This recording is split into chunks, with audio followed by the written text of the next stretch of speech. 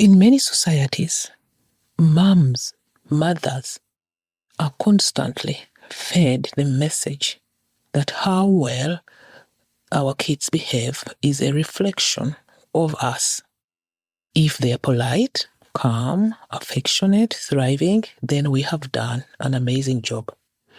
If they are moody, distant, disrespectful, then we must have failed them somewhere. So what do we do as mothers? We try to fix it. We want our children to act a certain way, not just so the house runs smoother, but because on some level their behavior is tied to our sense of self-worth. We start needing and manipulating our kids to behave a certain way so we feel okay. But it is not our children's job to make us feel better. It is our job. Our children have their own emotional lives to take care of.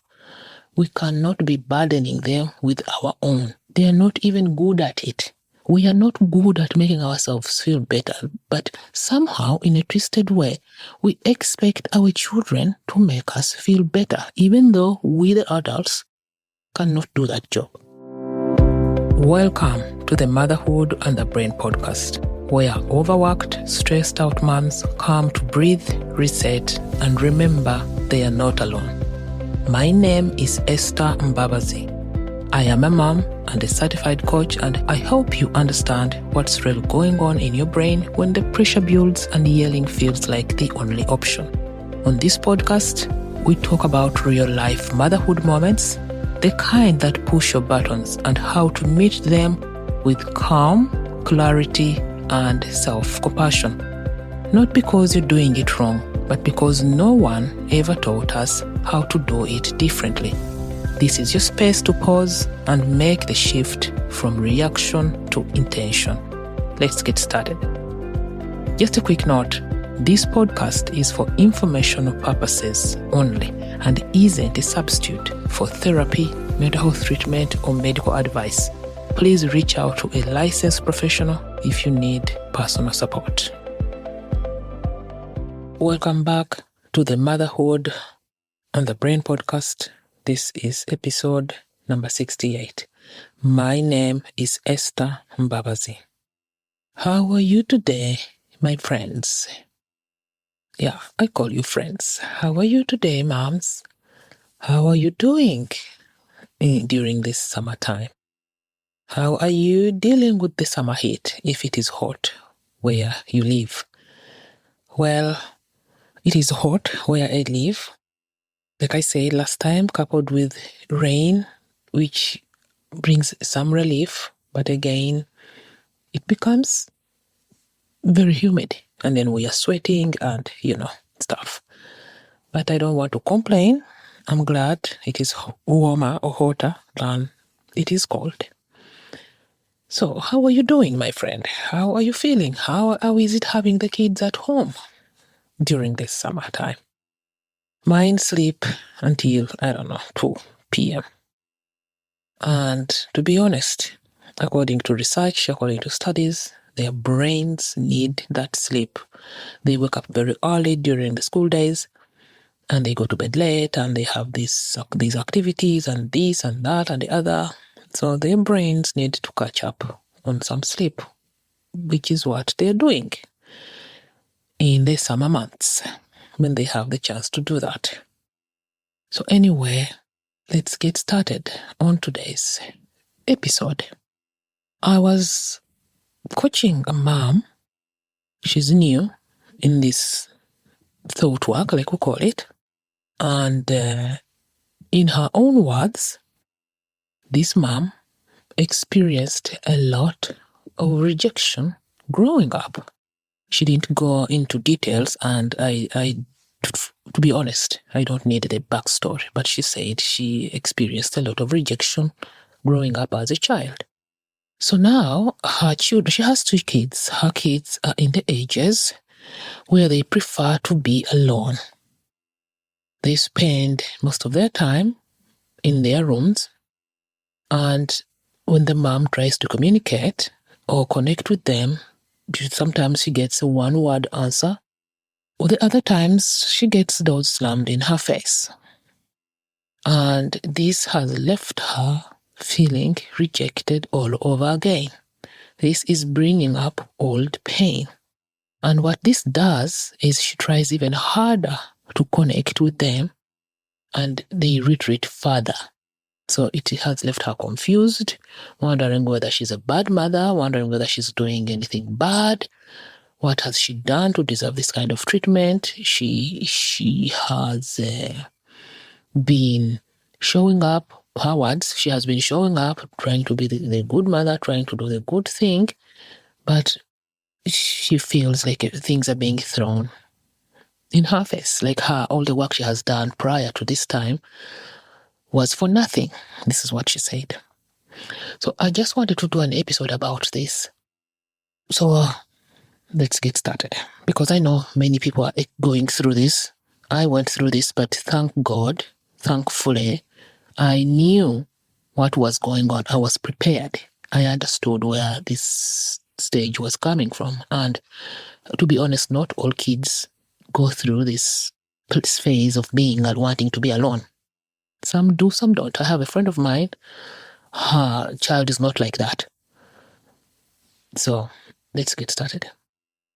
Rejection hurts. It is not just in your head, and it's not because you are too sensitive. From an evolutionary standpoint, being part of the group meant survival. If your tribe pushed you out, your life was literally at risk. So our brain evolved to treat rejection as a threat. It lights up the same areas of the brain that respond to physical pain. That is why when your child slams the door or pulls away, it can feel like you have been punched in the gut. Now, layer on your personal story like this mom. On top of all the brain learning that rejection is a threat to our physical survival, layer on the personal story.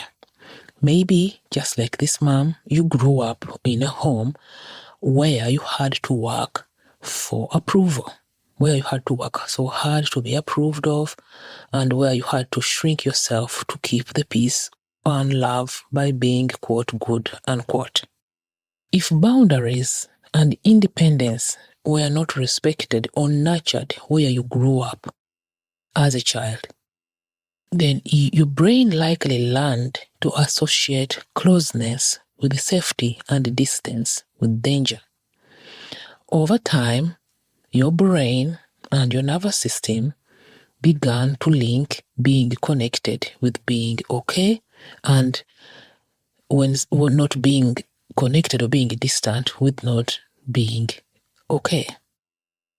So when someone pulls away, even for healthy reasons, it feels personal. It feels like rejection, like in the case of this mom. And you carry that wiring into adulthood, even if you are not aware of it. So now that your child wants to be alone, for example, when they go to eat in their room, or they ask you to knock before coming in, your body might interpret that as you are being pushed away, you are not wanted, you must have done something wrong. But that reaction is not really about your child. That reaction is about the story that your brain picked up years ago, that distance means disconnection, and disconnection means that you are not safe or you're not lovable. This is how we internalize experiences, not just as memories, but as patterns in the body. And until we become aware of them, we unknowingly pass them down to our kids by needing our kids to stay close so we feel secure or safe or loved. So it's not just the brain. Society adds another layer. Many moms, in many societies, moms are constantly fed the message that how well our kids behave is a reflection of us. If they are polite, if they are calm, affectionate, thriving, then we have done a good job. If they are moody, if they are distant, disrespectful, then we must have failed them somewhere. So what do? We try to fix it. We want them to act a certain way, not just so the house runs smoother, but because deeper on some level, their behavior is tied to our sense of worth. We start needing our kids to behave a certain way so we can feel okay, so we can feel like we are doing a good job. But it is not our children's job to make us feel better. That is our job. Let me repeat that. In many societies, mothers are constantly fed the message that how well our kids behave is a reflection of us. If they are polite, calm, affectionate, thriving, then we have done an amazing job. If they are moody, distant, disrespectful, then we must have failed them somewhere. So what do we do as mothers? We try to fix it. We want our children to act a certain way, not just so the house runs smoother, but because on some level their behavior is tied to our sense of self-worth. We start needing and manipulating our kids to behave a certain way so we feel okay. But it is not our children's job to make us feel better. It is our job. Our children have their own emotional lives to take care of. We cannot be burdening them with our own. They are not even good at it. We are not good at making ourselves feel better, but somehow, in a twisted way, we expect our children to make us feel better, even though we, the adults, cannot do that job. So here is where it gets powerful. That moment when your teen shuts the door in your face, or when they answer with whatever, instead of going straight to how do I get them to talk to me, try pausing.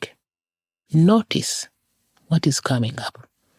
Maybe it's sadness, or fear, or terror, or confusion. This deep feeling of being pushed away might also come up. So what you do, you name it. This is old pain showing up. By naming it, you stop that cycle. You are no longer letting your past run the show. And instead of trying to fix your child's behavior to soothe your own pain, you soothe yourself. Soothing yourself might look like journaling what's coming up for you, calling a friend, taking a walk, and I like this one, wrapping yourself in a warm, cozy blanket and sitting in the discomfort while you breathe in and out. In an earlier episode, I'll try to find the episode number and link it in the show notes. There's an episode where I talk about how we process an emotion. And breathing in and out is one of the techniques that we use in my program to process pain or a negative emotion. So when you do these things, when you call a friend, when you take a pen or pencil and write, when you take a walk, wrap yourself in a warm, cozy blanket if the weather permits it, or just sitting in your own discomfort, you're telling your brain and your body that we are safe now. This is easy. Back then, there is no threat to our physical survival. We are doing okay as you breathe. I'll just say it very briefly here. The way that I do it, the way that it works for me is I breathe in and count to 4 and breathe out and count to 4 again.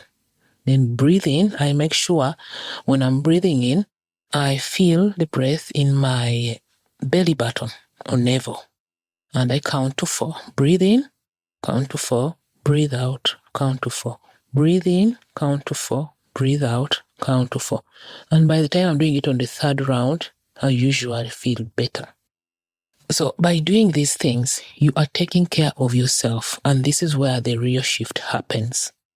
The real shift happens because you no longer need your child's closeness to prove that you are lovable, to prove that you are doing a good job. You stop chasing connection with your child from a place of fear, and instead you offer it from a place of connection and a place of love. You still get to invite your child to sit with you, to do something with you, to maybe watch a program or just whatever things the children used to do with you that they are no longer doing. You still get to invite them to do those things, but now you are not attached to the outcome. You are not so much attached to whether they come to do it with you or not, because you are not coming from a place of desperation, but you are coming from a place of connection. So even if they don't say yes, you are not so shaken the same way you would be shaken if you are coming from a place of fear and desperation. And most of all, your children see it. Even if they don't say it, they feel your presence is grounded. It's not coming from desperation. So if you are in that in-between space where your child is pulling away and it stings, I want you to know this. This season, I like to see things in my life as seasons or phases. And this season is hard, is challenging, but it's not permanent. Just like the days when our children had colic. I had very colicky children, though they're crying and everything. Like, we survived that and we moved on to the next stage and the next stage and the next stage. So even though this season of them pulling away, being on their own, being in their rooms is hard and challenging, it's not permanent. You are allowed to feel sad. You're allowed to feel disappointed. You're even allowed to feel rejected, even lonely sometimes. And you are also allowed to stay grounded in who you are. You are doing the brave work of holding space for your child's growth without letting it shrink you. You are doing the work of holding space for your child's growth, all the while dealing with your own rejection, working through that. And that is a tremendous job. And this work matters, you matter, and the love between you and your child is still there, even though in the quiet, and even though it's quiet and it seems distant. All right, moms, that's it for today. If this spoke to you, share it with another mom who might need to hear this too. And remember, your child's journey does not have to mirror your old pain. You can break the pattern, one pause, one breath, and one choice at a time. So if you would like to work with me, if you'd like to see what my program is about, what coaching is really about, go to www.masteryourownwellbeing.com/coaching. Thank you so much for listening today. Talk to you again next week. Bye for now.